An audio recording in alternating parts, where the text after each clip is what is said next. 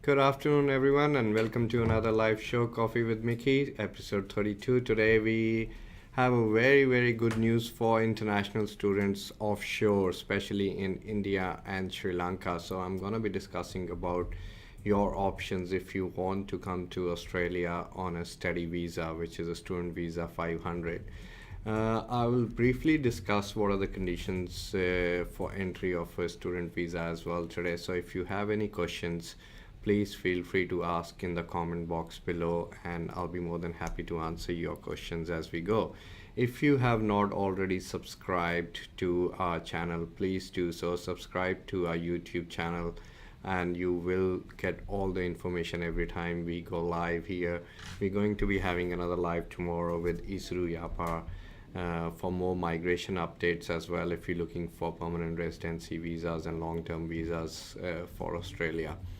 So today, the hot topic for today with me is the scholarship that is currently being extended by James Cook University in Brisbane. So if you are wanting to come to Queensland and study your bachelor's or master courses, this is the university to be for your future needs because most of the universities are pretty busy right now and they have dropped their scholarships down to 10% or 15%. But James Cook University is pretty aggressive, and they just called us yesterday and they said they're happy to invite more students for the next intake. Now, if you are looking for the February intake, most of the universities had February intake for 2022, which is almost full for Australia. We've had a very warm response from the subcontinent market, which is India, Nepal, Sri Lanka, Pakistan, and we've had a huge number of applications from offshore. But a lot of students have actually just recently applied, and they are going to miss out on the February intake. So, James Cook University has got their next intake in May.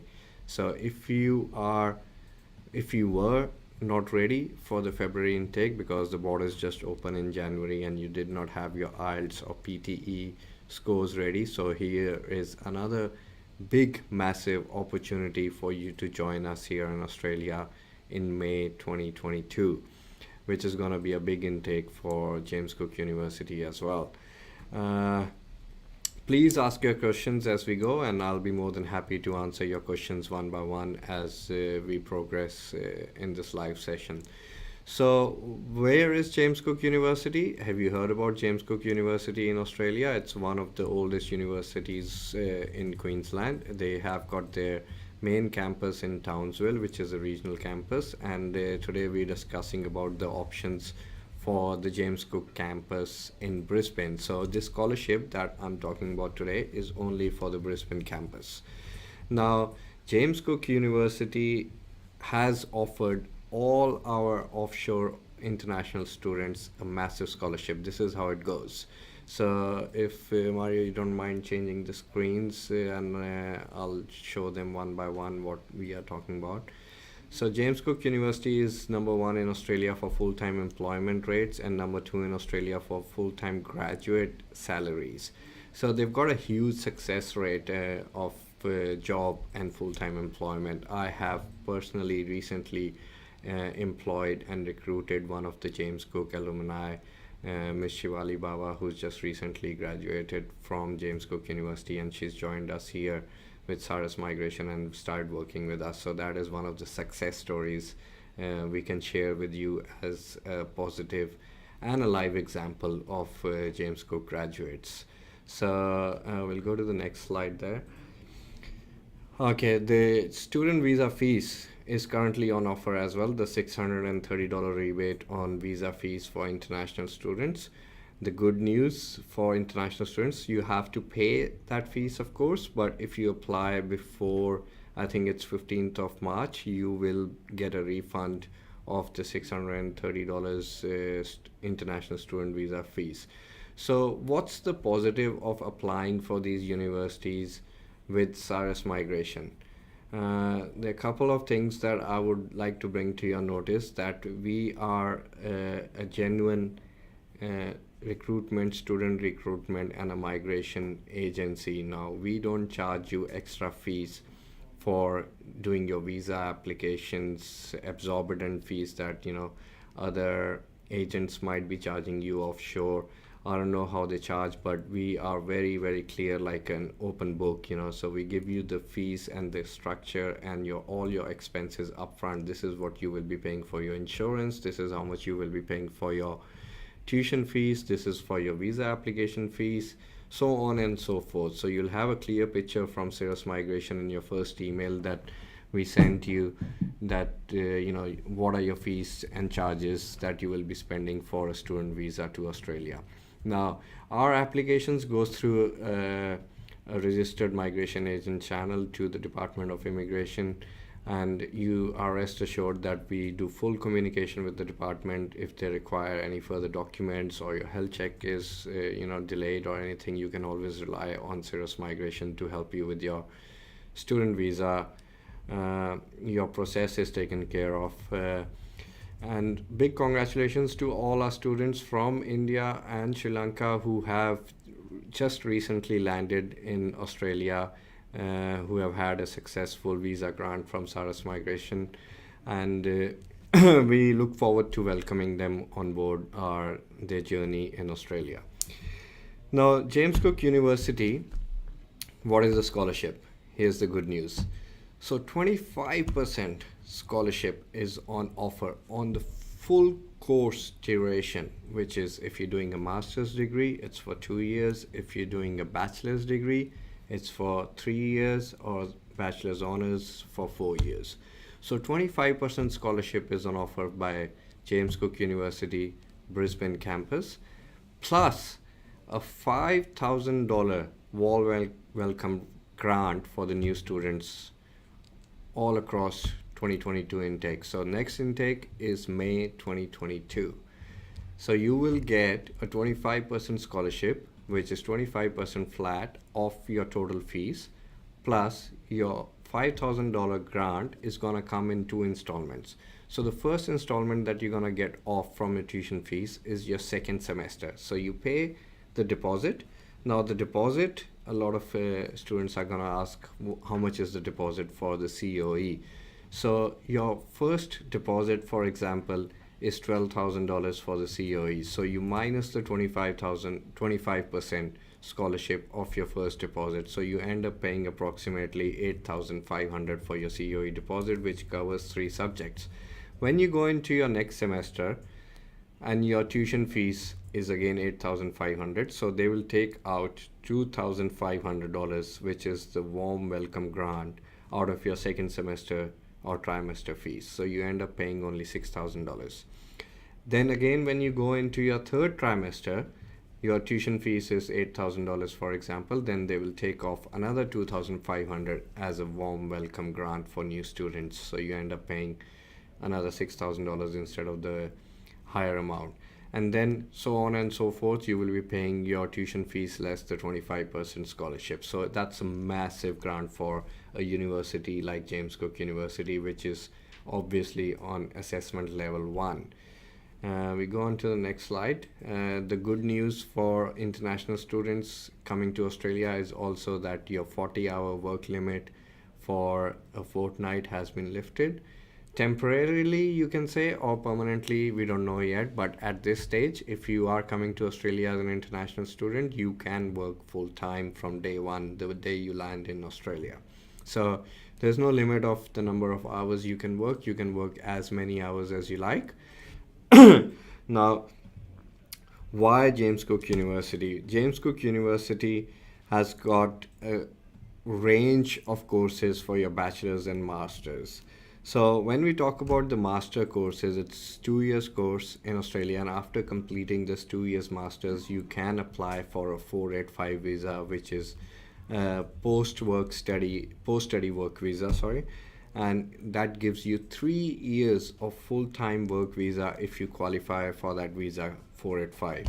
The conditions are pretty simple, that you must have completed a minimum 92-week course registered on the CRICOS register, which is James Cook University obviously is registered on CRICOS, and you must have an overall 6 in PTE or IELTS, and you must have a provisional skill assessment.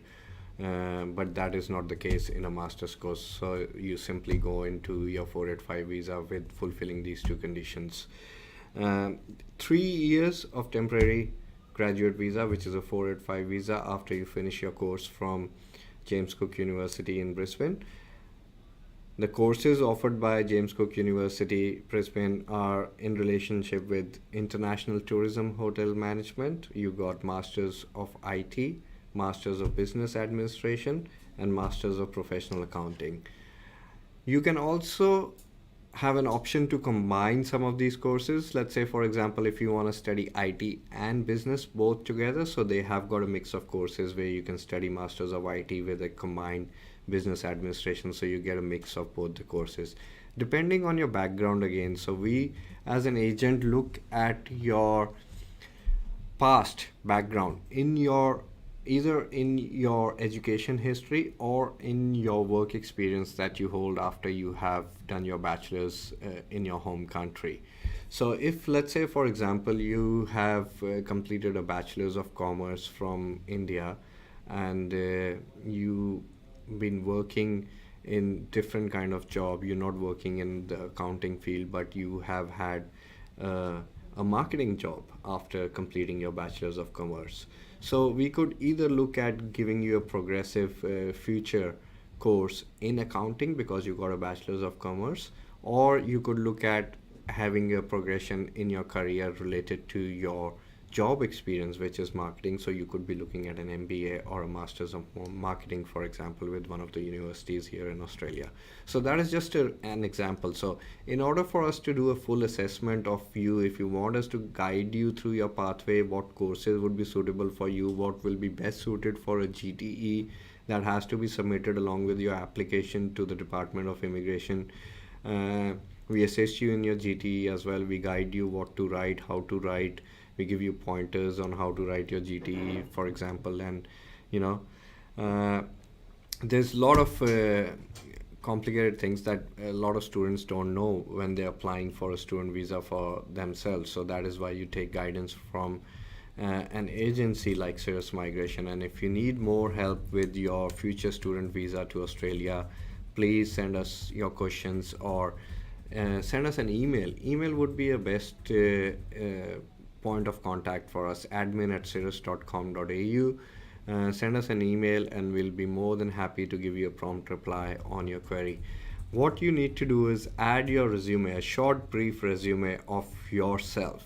So, number one thing in your resume we would like to see is your name. Obviously, we want to know where you belong, what country of passport you hold, what state are you in India, for example. You know, if you're in Punjab, if you're in Haryana, if you're in Uttar Pradesh, we would like to see those things because that does make a difference when applying for a visa, because there's different levels of state ranking as well in India.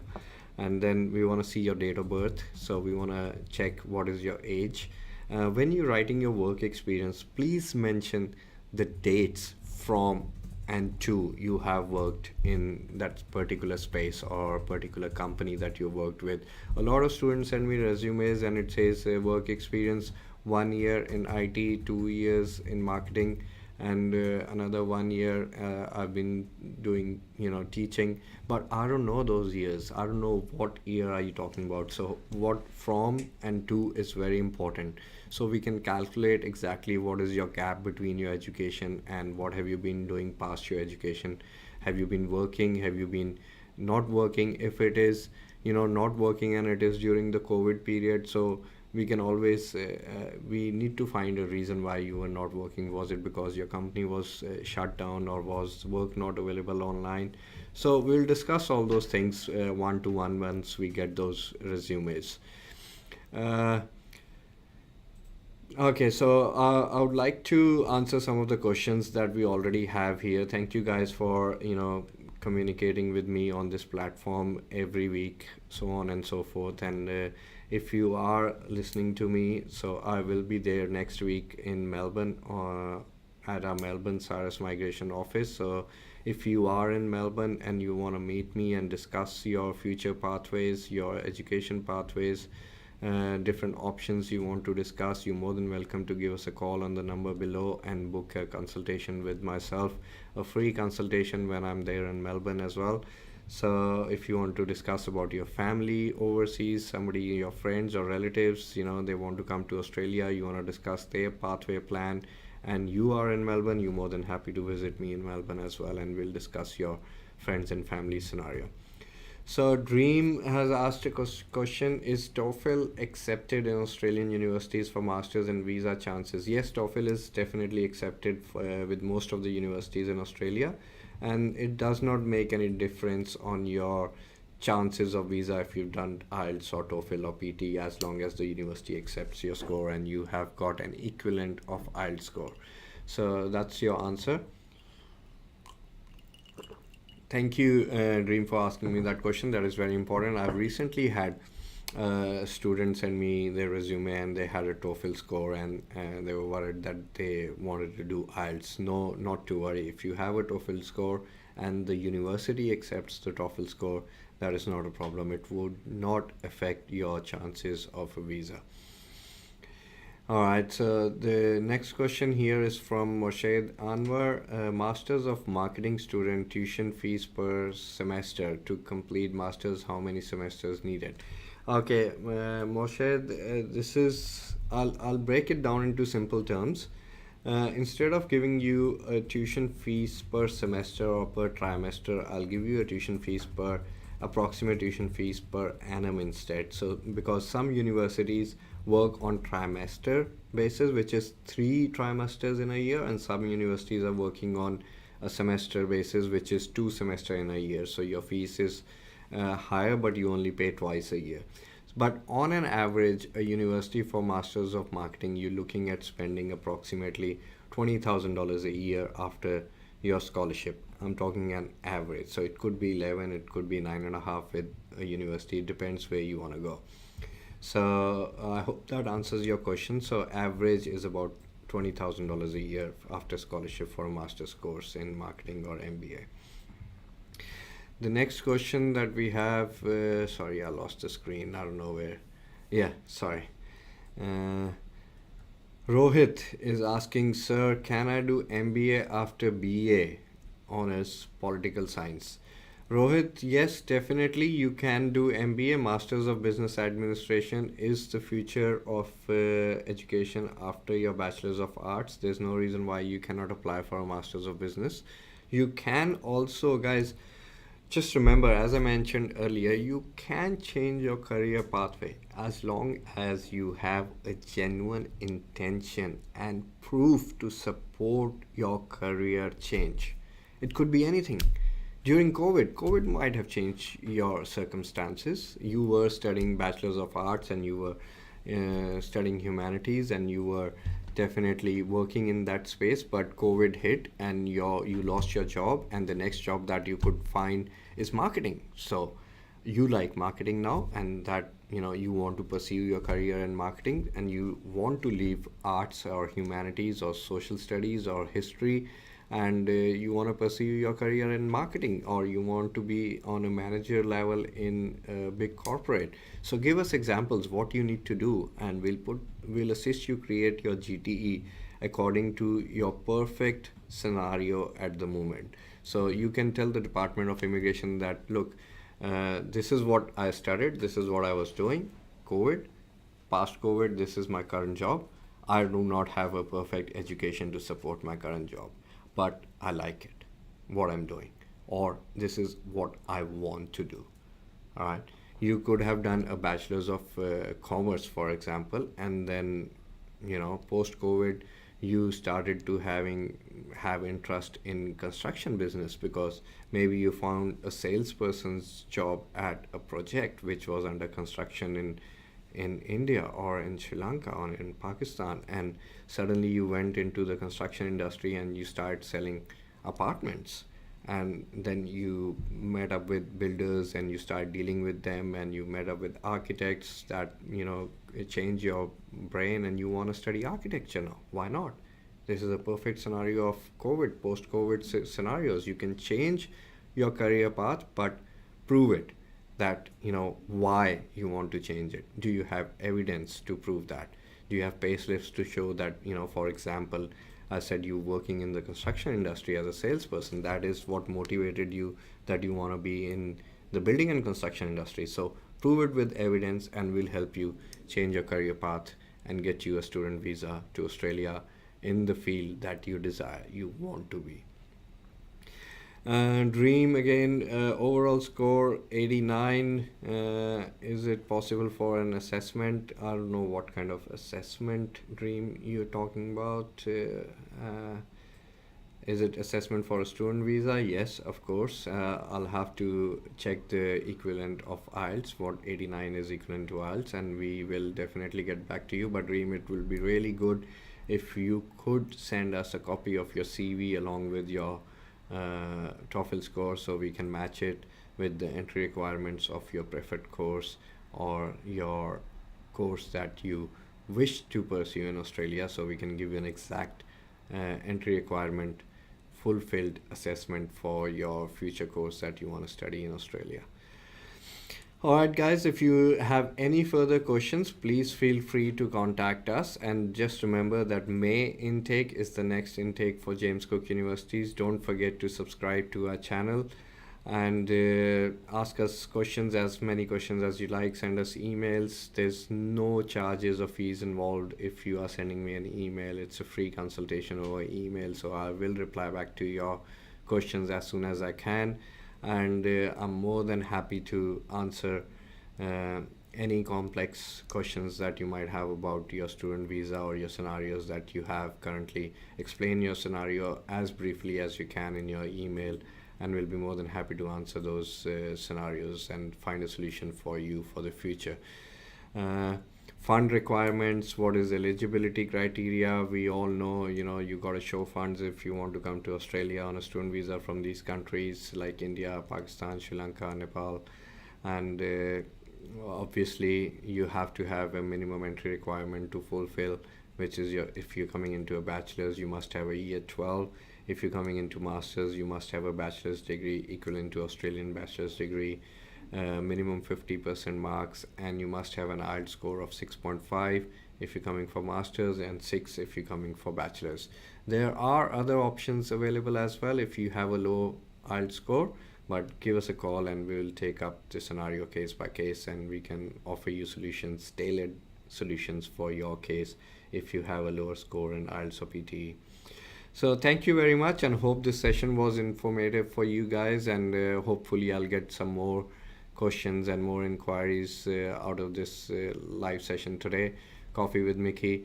I do not have a special guest today, but I thought I'll come and join you guys directly with information that I just currently received from James Cook University, and I was really excited to share it with you guys.